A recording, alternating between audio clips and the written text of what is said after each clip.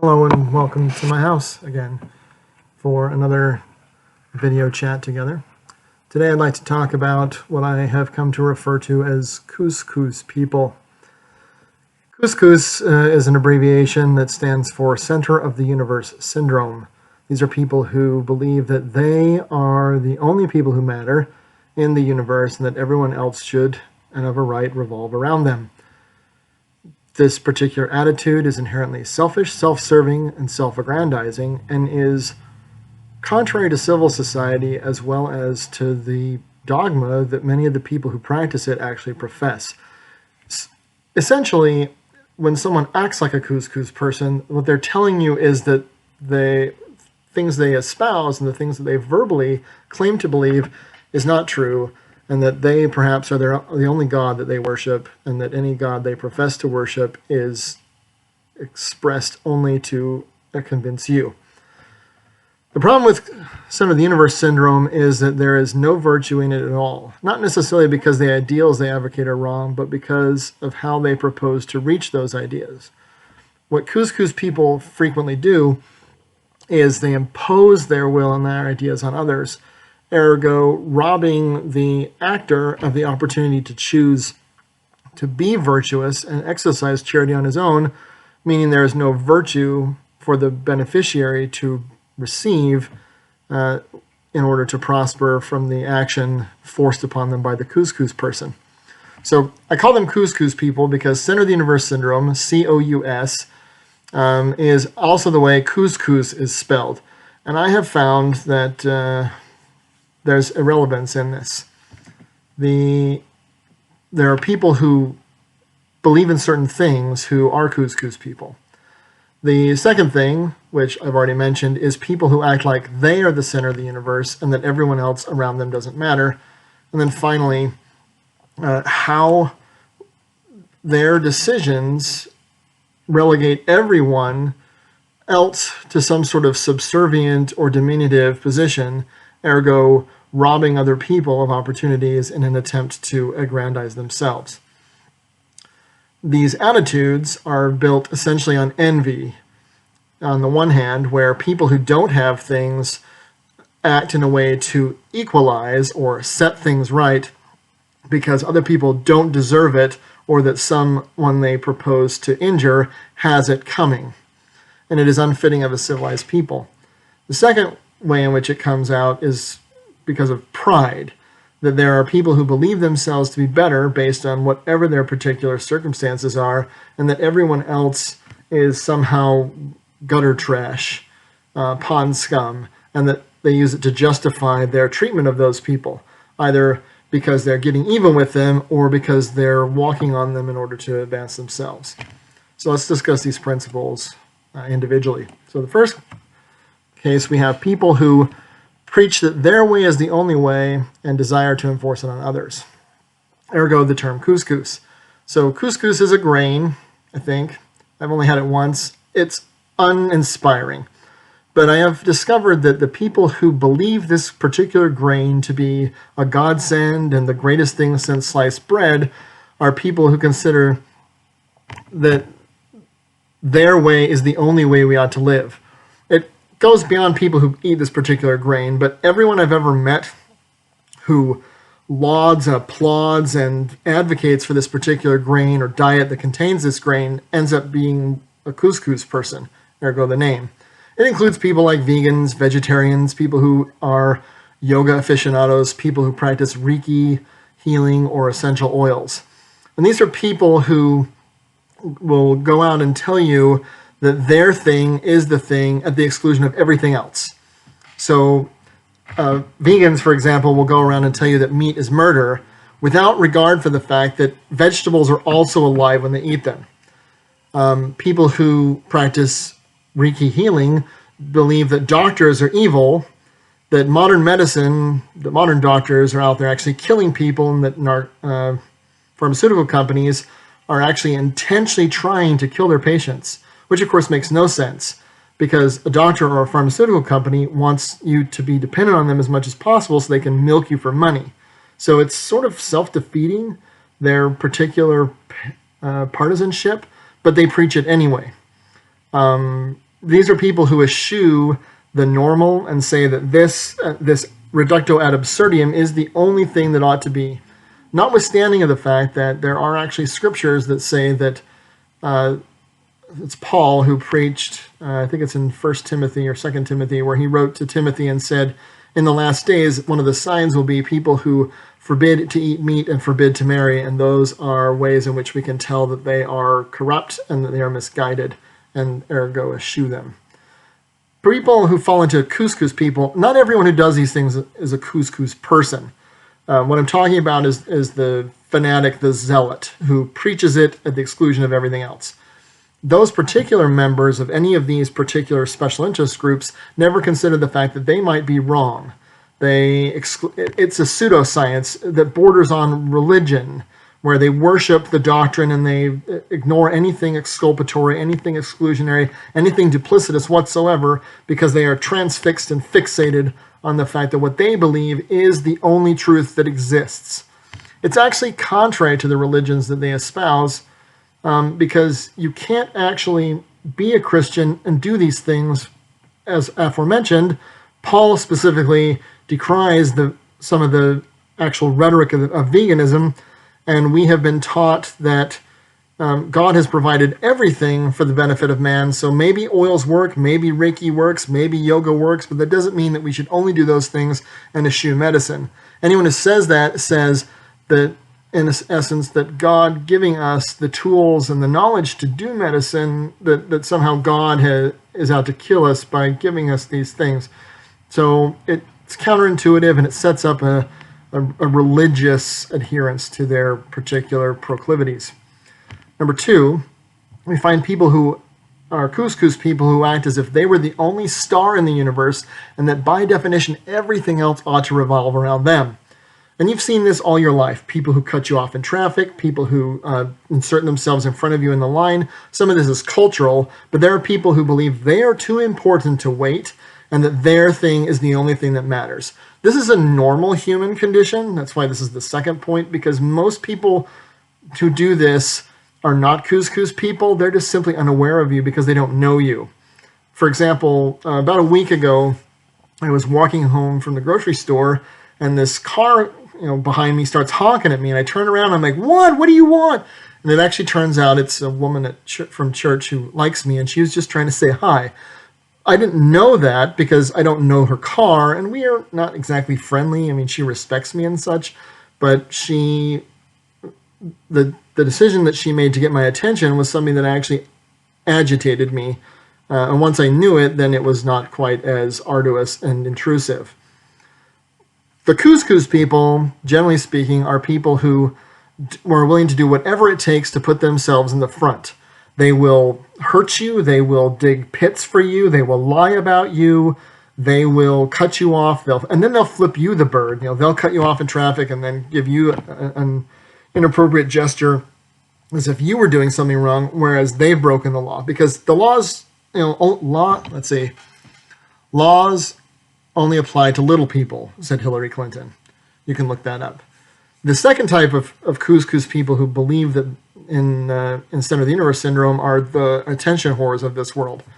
So I think it was yesterday, there was an article that came out about Jared Leto coming out of the desert after spending 12 days in isolation, who was surprised about the coronavirus kerfuffle. And he wants us to believe he's an attention whore, who I think is really just upset that the cinemas are closed and there's nothing for him to do. And he wants us to believe two things. Number one, that he spent 12 days in the desert without ever looking at his smartphone or talking to any member of his entourage who looked at theirs. Like that's likely. And number two, that he didn't notice that 12 days ago there was already coronavirus taking the world by storm. It just wasn't in America yet. Other COUS-COUS people are most politicians. You'll see this when they get elected. They get elected and all of a sudden they assume that they have all the answers because they won, or that everything they believe in is something you believe in because they've happened to win an election, even if it was only by one vote. That they're the only star and that you ought to revolve around them. Just as an example, I used to write Harry Reid, who was a senator from Nevada for many years, every week giving him what I called a report card on his behavior. And I can't remember how long I did this or how long ago it ended, but at one point I got a letter back from, I'm guessing, one of his staff that essentially said, "I'm smart, you're stupid, stop writing me." And the funny thing is that at the time I was doing this, I was working on my PhD in biochemistry. And so if you know anything about biochemistry, you know that I'm not a cotton-headed ninny-muggin, that there are things I know, that I'm very articulate and very smart and very educated, maybe not in particular about the things with which he is dealing, but to carte blanche dismiss any input I have as irrelevant sets him up definitely as a COUS-COUS person. One of the things that bothers me about politicians is with COUS-COUS is that they will then pick something and then they will fundraise off of it. And they make it about them, even though it has nothing to do with them. They're not part of it. They didn't start it. They don't have a solution for it. They use it as an excuse to say, you should give me money and I'll fight it. Well, by doing what? Exactly. People who have COUS-COUS claim to care about people, but they really only care about their people. Well, isn't that special? I've written elsewhere and said elsewhere that you really only believe in a thing when you stand for it, even if standing for it helps people you don't know, and especially if it helps people you don't like. So a politician who advocates a cause that only benefits people who agree with him is not a virtuous person. He's a COUS-COUS person. Point number 3. COUS-COUS people believe that no one else besides them matter. And their behavior is driven as if nobody else matters. You're all aware probably of the coronavirus kerfuffle. And this past week or so, there's been a run on essentials at the grocery store. It's really funny for me to walk in there and see that so many people have put absolutely nothing away for the future. And I guess I shouldn't be surprised because I've had experiences that lead me to believe that that's actually normal. I grew up in Florida in high school where the threat of impending hurricanes was real every year. So we had what we called a 72-hour kit, and I think every single member of the family did. So I had this small duffel bag, and it was as a standard preparatory measure, had clothing, toiletries, food, etc., water, so that I could survive for 72 hours. And the government of Florida advised that we put together enough supplies in our house so that we could live on our own without help for 30 days because they couldn't guarantee the restoration of our utilities. So this is something I've done all of my life, basically. Let's see, we moved there when I was 13. We moved there when I was 13. So basically all of my cognizant life, this is something that I've done. And so as a standard rule, I have extra stuff at all times. So when I walked into the store, I was looking just to restock things that I was running low on, or to replenish things I had used. And it begs the question, how much chicken, toilet paper, and bags of Doritos do you actually need? It's not like those things are going to suddenly stop being made, except for people go in there and they had carts piled high with things. Even though the store says, limit of 1 or 2 or 3 per customer, there were people in line with me who either ignored that completely or they did it in multiple transactions, so there was only 3 per transaction because they're special. And that meant that people like me got nothing. More importantly, people who have nothing had nothing. 2 doors down from me is an older woman. She's probably in her early 70s, and she was sick for the last 2 weeks with not corona. So she had run out of things and had gone to the store and had nothing. So when I found out about this about a week ago, I went over there and said, do you need anything? And ended up giving her a few sundries. And she said, what about you? What I owe you? I'm like, I have 150 pounds of rice, so giving you 10 pounds is not a big deal. I have more than I need of things that I can keep so that I don't have to be reliant and so that I can reach out and help people. COUS-COUS people would never do this. COUS-COUS people go out there and they deny it to others. My precious, we want it, we need it, we've got to have it. And they will, I watch people take stuff from other people's carts. That is definitely center of the universe syndrome that, well, it's you. And it's sort of the pirate mentality that, me holes are bursting with swag, but you've got swag over there, so let's go take that ship and take their stuff too. We don't care how much stuff we have. We just care that, hey, you have some and I might need that. And I have to wonder how much of this will be wasted. The other aspect of this particular Coronis hoarding thing that feeds into COUS-COUS is this absolute selfish behavior of people at the grocery store. So you have people who were forcing others to wait in line or for another, to get their stuff or to wait for another date to get it. Yesterday I went to get some milk just because mine was out and there wasn't any in the store. And I went today to pick up a gallon and I had to buy a type of milk I don't usually buy because that's what was there. And it wasn't any more expensive than the one I normally buy, but it wasn't the one I buy because that one is all out. Milk doesn't store. Yogurt doesn't store. I mean, these things they don't have long shelf lives. So all you've done is deplete it so that no one else can benefit from it and it's going to go to waste. Or my ultimate favorite, you may have heard about the guy who, the news framed it to make him sound philanthropic, that he was donating all this hand sanitizer, and I can't remember how much he had. But what had really happened is he had bought it all up in the tri-state area, and he was trying to sell it. And they'd arrested him, and as a consequence of getting out of other consequences, they forced him to donate it. So the news spun it that, oh, look at this great guy, but he actually bought it all up so that he could, make others, punish others because they didn't have his foresight. I mean, you'll see people out there who are scalping toilet paper and stuff, hand sanitizer, which is a form of profiteering. But it's not just regular people. At work this week, Monday, for grins and giggles, I was working on orders for the end of the semester, and one of the things I looked at was the prices of gloves. And a normal box, I don't have any because my work gloves are in the garage, but a normal box of nitrile gloves, 100 pairs or so, it's 90 if they're extra large because they're more plastic, used to run about $5 a box from the scientific supply companies. Now it's $30. And I know it's partially supply and demand, but that's a huge markup and totally inappropriate. Totally inappropriate. But that hasn't stopped people from doing it anyway. Then the final thing that you see in their behavior is that they'll give preferential treatment for certain people. I actually watched people let certain people cut in front of them in line or hand things out, and I'm thinking, what makes them special?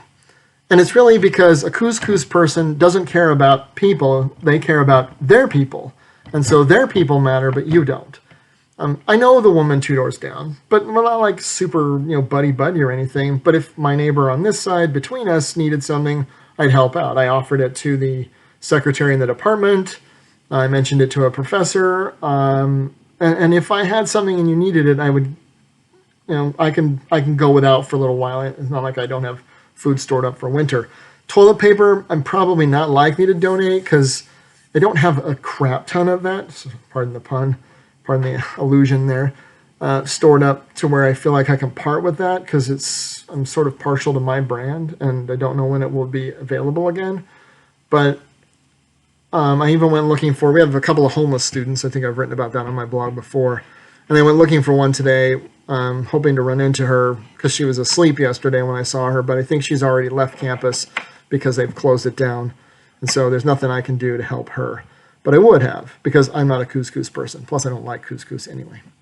Anyway, Center of the Universe Syndrome, or COUS-COUS, is not actually an anagram that I originated. It comes from a talk called Continue in Patience by Dieter F. Uchtdorf, and you can look it up. He just mentions it there, but I wanted to give attribution where attribution belongs. And the COUS-COUS mentality is an especially prescient topic given our current crisis. As people around you do selfish things, remember that they might be COUS-COUS people. Remember that it may not be personal. They don't care about you. They just care about themselves. So if they're doing things that slight you or offend you or despitefully use you and persecute you, it's not necessarily about you. It's that they have a problem. It's also an invitation, an opportunity to reevaluate if we are COUS-COUS people and to see if we care enough to reach out to others around us who may be in need, even if all they need is someone to be friendly. One of the weirdest things is who has become friendly and who has become even more clammed up. I have found that a particular group of people in my immediate vicinity are even more clammed up, probably because of my race and ethnic background, but that everybody else is sort of like, as long as we stand 6 feet away from each other, they're happy to say hi.